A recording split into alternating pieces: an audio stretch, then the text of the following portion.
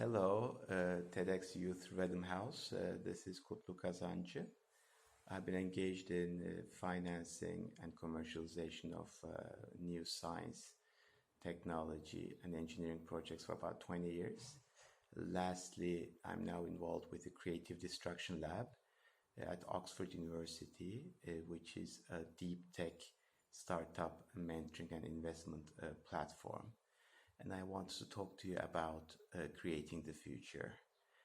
When we're thinking about the future, I think the first principle that I like is a saying by William Gibson, who says that the future is already here, but it's not evenly distributed.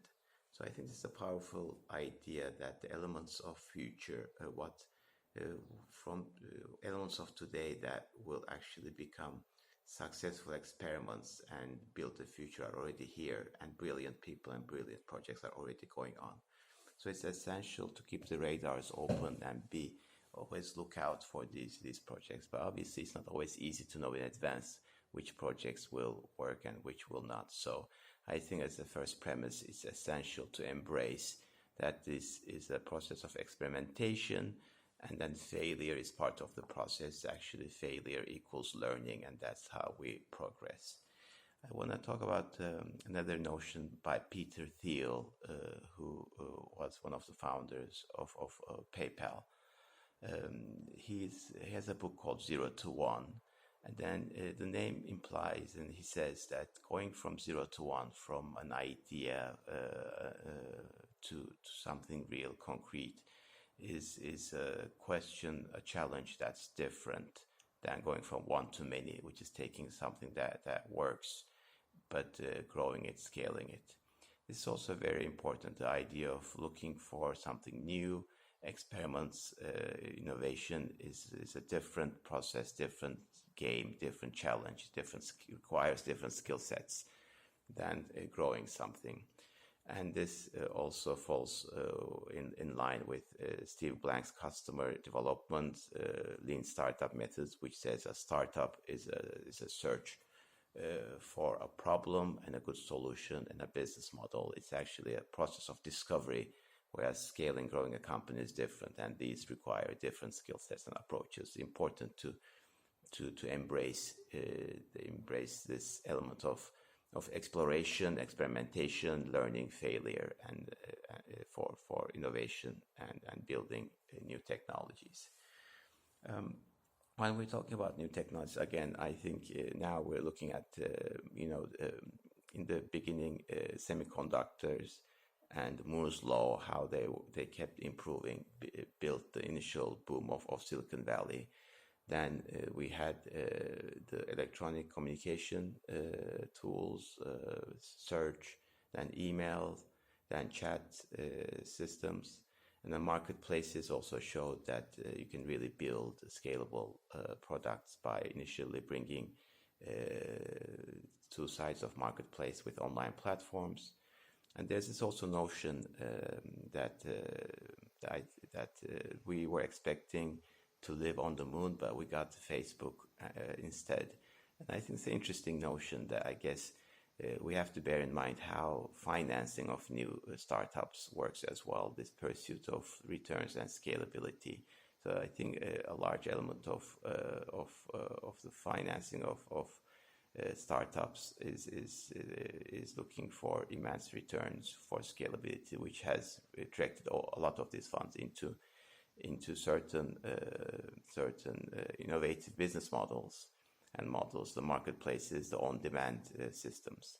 But I think now as we see the bigger problems emerge, we require more sophisticated solutions as well, and possibly deeper technologies. So the data and artificial intelligence has helped in the world of finance tremendously, marketing automation, and now lately health. Digital health, our DNA data, genome data, personalized medicine, using all this to better predict our health and how it will be, and diagnose faster and better our risk profiles and our illnesses is very, very important. So where should we look for to really make a big difference in the future? I mean, a few points about this. I think it's important to pick areas that matter and also matter to you, and also be patient and take long-term views.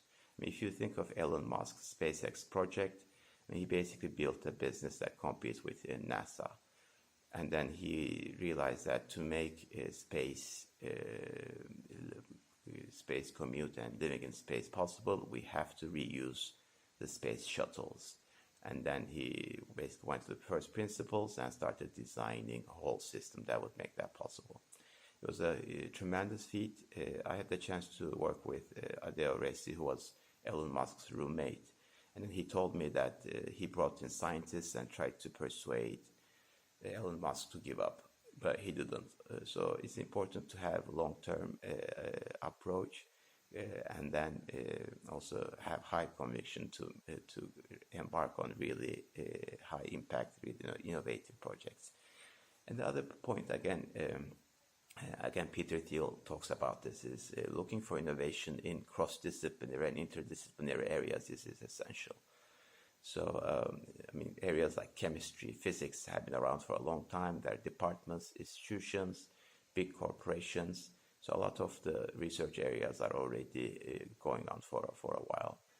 Not to say you still cannot find niches, but probably the opportunities in interdisciplinary areas are greater and are better to pursue for new and novel minds. Peter Thiel gives the example of nutrition. There isn't a department of nutrition, or there hasn't been recently or lately. So looking for these new areas of interdisciplinary fields is important. Peter Senge, who wrote the book Learning Organizations, also gives an example. The Wright brothers basically showed that man can fly with their first airplane, but it took 30 years for the first commercially viable and successful airplane, DC-3, and for that to be successful, components of technologies had to come in place and work together. Air-cooled engine, better propellers, retractable landing gear, lightweight weldable bodies. So all these elements had to come together. So this idea of component technologies and coming together and working together is also how innovations come to fruit.